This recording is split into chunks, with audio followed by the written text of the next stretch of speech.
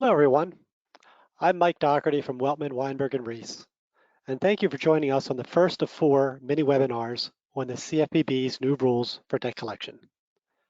Today's webinar is going to focus on limited content messages. Over the next couple weeks, we will also be offering similar mini webinars on the topics ranging from communications when consumers are represented by attorneys, restrictions on the use of certain media, and unusual time and place communications. We would ask one favor, that after listening, if you are interested in attending our half-day webinar on the complete review of the CFPB debt collection rules, that you complete the attached survey at the end of this presentation to let us know. So what is the purpose of a limited content message?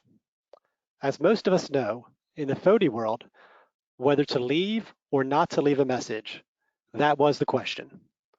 And what was the answer to that question? In the FODI world, it depended upon, among other things, what jurisdiction the consumer resided in. Consistency in interpretation was not one of the strong suits of FODI messages, as we all know. The purpose of the limited content message was to try to remove this inconsistency and confusion. By creating the limited content message rule, the Bureau determined that if you followed precisely the content of the message would not be considered a communication under the Fair Debt Collection Practices Act. So it is important to note what the new rule does and what it does not apply to. First, it applies to voicemail only, which does include ringless voicemail messages. It does not apply to text messages or emails. Keep in mind that the final rule does not define the exclusive means of communication with the consumer, but it does afford an element of protection if the rule is followed when leaving a message by the collector. Precisely following these rules means you must only leave the message for the consumer, not a third party. So this leads to the question, what about those inadvertent disclosures that could happen? The Bureau looked at this and said the issue is one about knowledge. If the collector knowingly leaves a limited content message, voicemail for a third party, then the protection of the rule does not apply. So let me repeat that again. If the collector knowingly leaves that message for the third party, you are not going to get the protection of this rule. The converse, or the other hand, if the message is left without knowledge that the voicemail box belongs to a third party, then you will get the protection of this rule. And those two distinctions are important to know. So now that we kind of gave the backdrop of what a limited contact message is, what's actually contained in the message? So the message is broken down basically into two parts, required and optional content.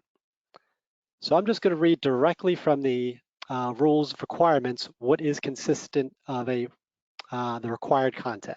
Number one, the business name of the debt collector that does not indicate the debt collector is in the debt collection business. 2, a request that the consumer reply to the message. 3, the name or names of one or more natural persons whom the consumer can contact to reply to the debt collector. And finally, a telephone number or numbers that a consumer can use to reply to the debt collector.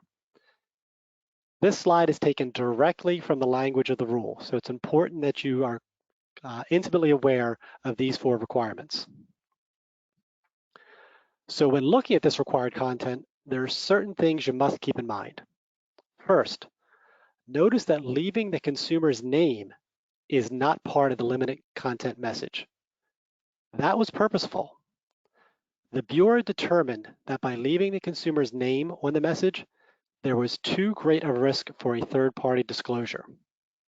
Also, similar to Section 808.8, the name of the debt collection company must not permit a person to readily ascertain that they are in the business of debt collection. It is also important to remember that it is not only the name left on the voicemail that matters, but if the name as it appears on the caller ID, or if the phone number is a vanity number, that indicates the call was from a debt collection company, then you are not in compliance with this rule. So those are things that you definitely need to take into consideration. So in addition to this required content, the Bureau also found that there's certain additional optional content that a collector can leave on a voicemail and still receive the limited content message rule protection. And again, on this slide, we're going to read directly from the rule.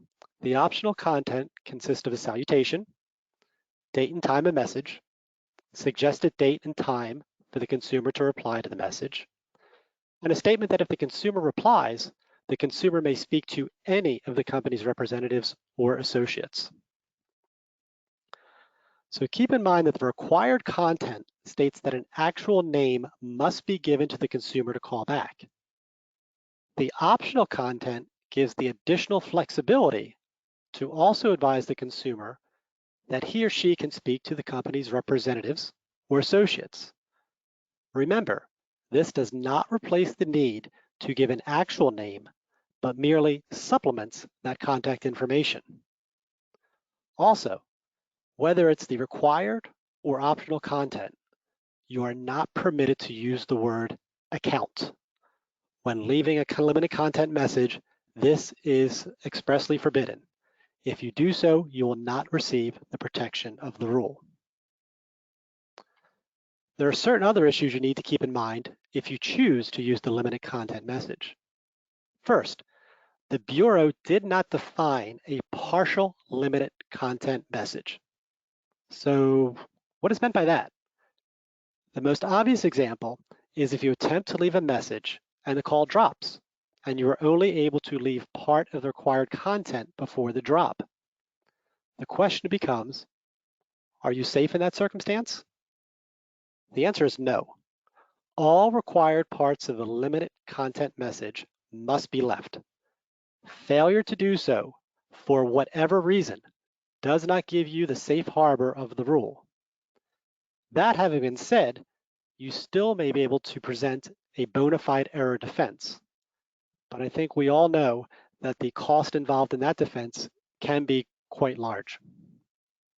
You also must keep in mind that many states require more information than the required or optional content required by the Bureau when leaving a message. If that is the case and you leave a message with the additional state required information, you will not receive the protection afforded by the rule.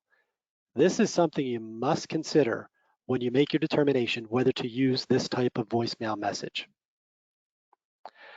As you can see, there are many benefits to leaving a limited content message, but there are also many pitfalls you need to be conscious of when making this decision to utilize this mechanism to leave your message.